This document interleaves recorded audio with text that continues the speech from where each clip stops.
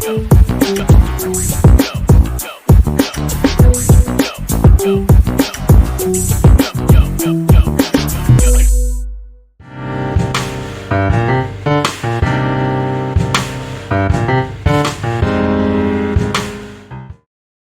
warahmatullahi wabarakatuh. Halo semuanya, selamat datang di POCI, Podcast Puskesmas Cidahu. Ini adalah podcast pertama kali kita. Perdana dong? Ya, luar biasa. Jadi santai aja ya. Luar biasa. Iya, ini adalah podcast episode pertama.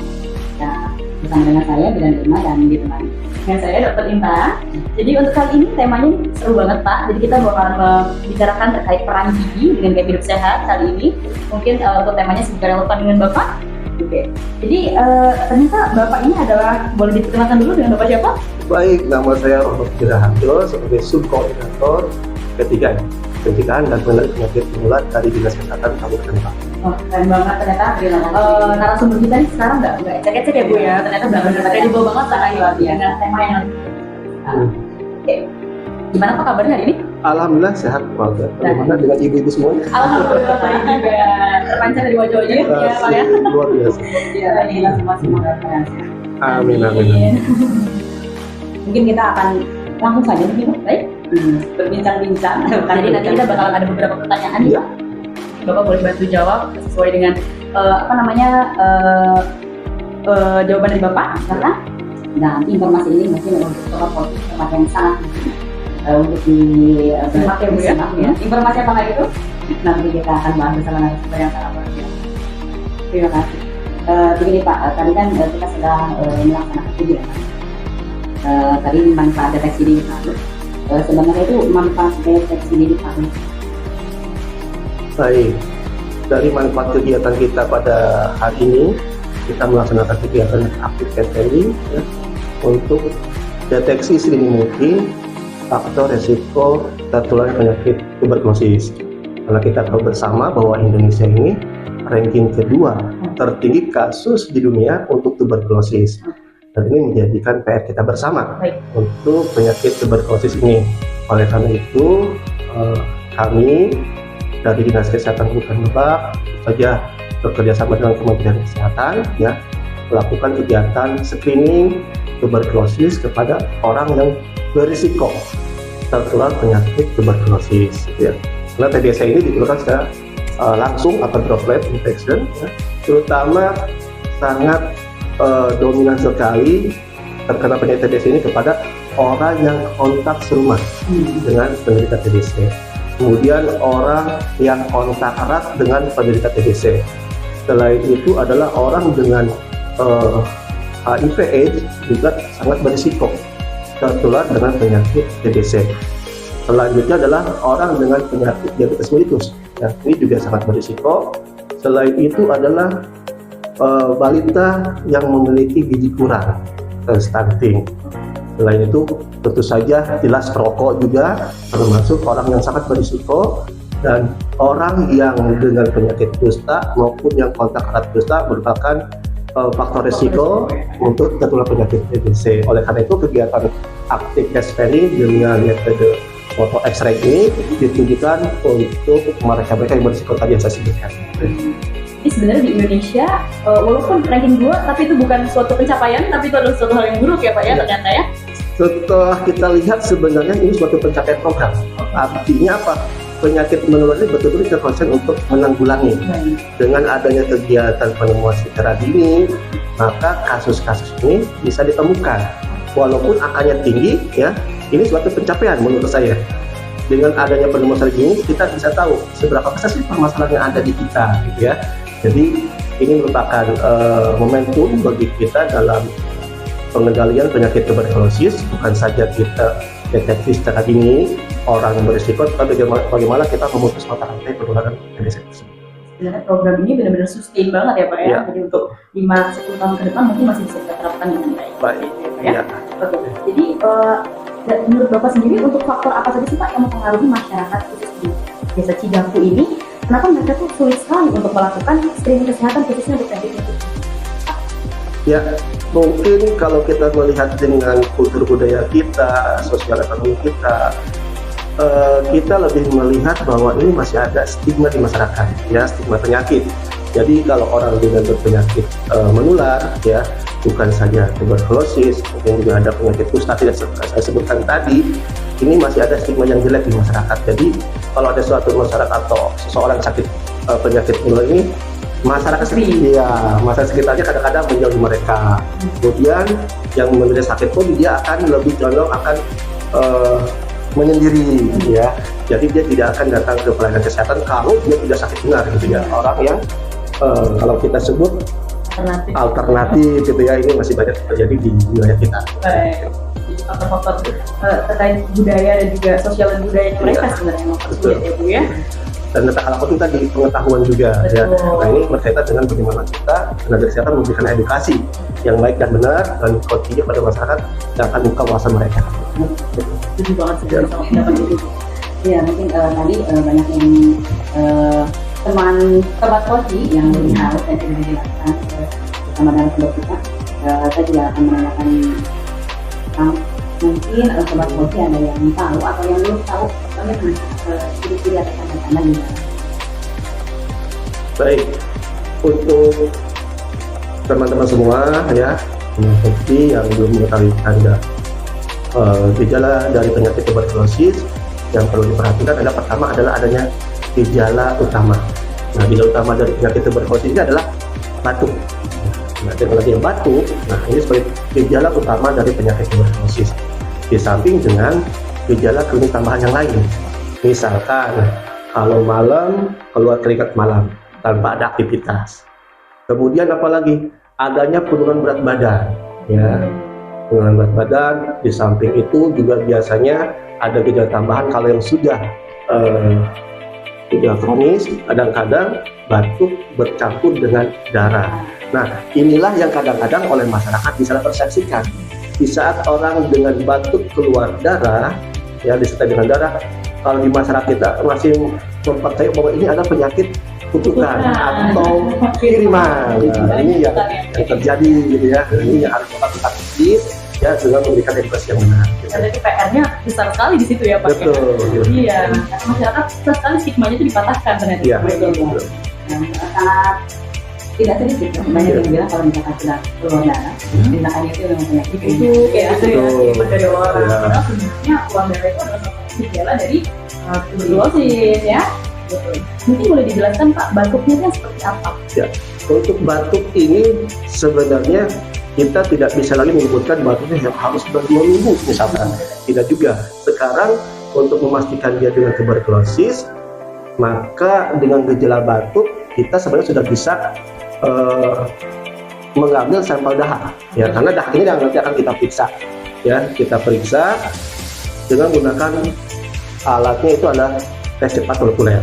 Jadi sampel dahak ini kita periksa melalui komputer, ya, akan ketahuan dia dengan tuberkulosis atau tidak, ya. Dan tentu saja untuk di Kabupaten Kota sampai saat ini kita sudah memiliki alat TCN ini ada di 8 pelayanan baik itu rumah sakit maupun puskesmas. Keren banget ya. Jadi semoga dengan ada upaya-upaya seperti ini bisa lebih menekan angka tuberkulosis Indonesia ya Bu ya. Ya. Oke, terkait dari tadi kan tema kita juga bagaimana sih caranya kita mencegah TBC dengan cara merubah gaya hidup supaya kita terhindar dari itu. Nah, menurut Bapak, sekiranya masyarakat itu perlu melakukan apa sih Pak supaya gaya hidupnya lebih sehat lagi dan terhindar dari penyakit TBC? Baik, khusus yang memiliki gejala TBC, alangkah baiknya datang ke puskesmas untuk pertama pemeriksaan secara dini, ya. Dia TBC atau tidaknya maka harus diambil sediaan dahaknya. Nah, setelah nanti diperiksa sediaan dahaknya, maka akan ketahuan dia TBC atau tidak. Kalau sudah didiagnosa TBC, tidak usah khawatir, ya. Kita sudah ada obat tuberkulosisnya dan ini gratis, tidak dipungut biaya. Padahal di puskesmas, ya. Jadi masyarakat yang sakit TBC bisa datang ke puskesmas, ya. Begitu pula kalau dekat dengan klinik, ya. Nah, klinik juga akan kita berikan obat tuberkulosis kalau domisili tinggal dengan puskesmas kejauhan misalkan. Tentu saja klinik yang sudah ber-MOU dengan puskesmas, sehingga layanan kepada masyarakat juga lebih mendekatkan diri, lebih dekat, ya. Itu yang menderita TBC diobati ini sampai dengan tuntas selama 6 bulan. ya. Jadi yang menderita sakit TBC perlu khawatir, kita akan obati. Ya. Kemudian untuk yang tidak sakit TBC, khususnya yang kontak serumah dengan TBC, kalau sudah diperiksa keluarganya yang kontak serumah, kalau tidak sakit TBC, akan kita berikan obat terapi pencegahan tuberkulosis, gitu ya. Jadi yang sakit kita beri obat biar sembuh, yang sehat agar tetap sehat akan mendapatkan obat pencegahan, gitu ya. Nah selain itu apa perilaku hidup yang sehat, ya itu penting sekali, gitu ya dilakukan.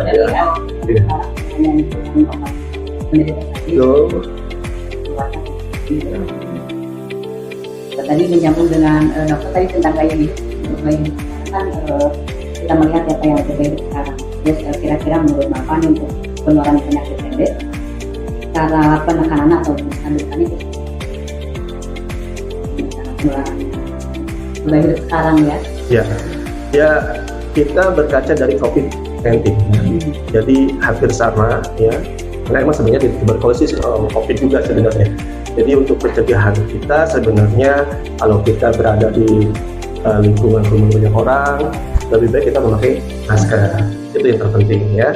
Yang kedua dari perilaku hidup yang sehat, tentu saja yang biasanya merokok tidak merokok, gitu ya, dikurangi setidaknya kalau tidak bisa berhenti nih, kurangi secara bertahap, gitu. Karena faktor risiko dari perokok juga ke TB cukup lumayan tinggi. Yang tak kalah penting tadi perilaku hidup yang sehat kita, gitu ya. Ada beberapa pertanyaan lagi ya Pak ya, jadi saya juga lumayan penasaran dengan topik ini Bu sebenarnya. Jadi gimana sih Pak, sekarang itu kan tentang mindset ya Pak ya, penyakit itu semuanya mungkin datangnya dari pikiran. Gimana sih caranya kita meningkatkan kesadaran terhadap masyarakat supaya mereka mau Saya kalau kita mau berubah kepada masyarakat, berarti kita harus berubah diri kita sendiri dulu, minimal dari kitanya ya. Jangan sampai kita ngomong ke masyarakatnya ayo berubah pola hidup bersih dan sehat misalkan, tetapi kitanya juga jorok misalkan, gitu ya. Ini juga yang harus kita coba perbaiki dari kita sendiri. Kalau sudah kita bisa, baru kita ke masyarakat, gitu ya. Gitu. Menurut saya seperti itu, gitu.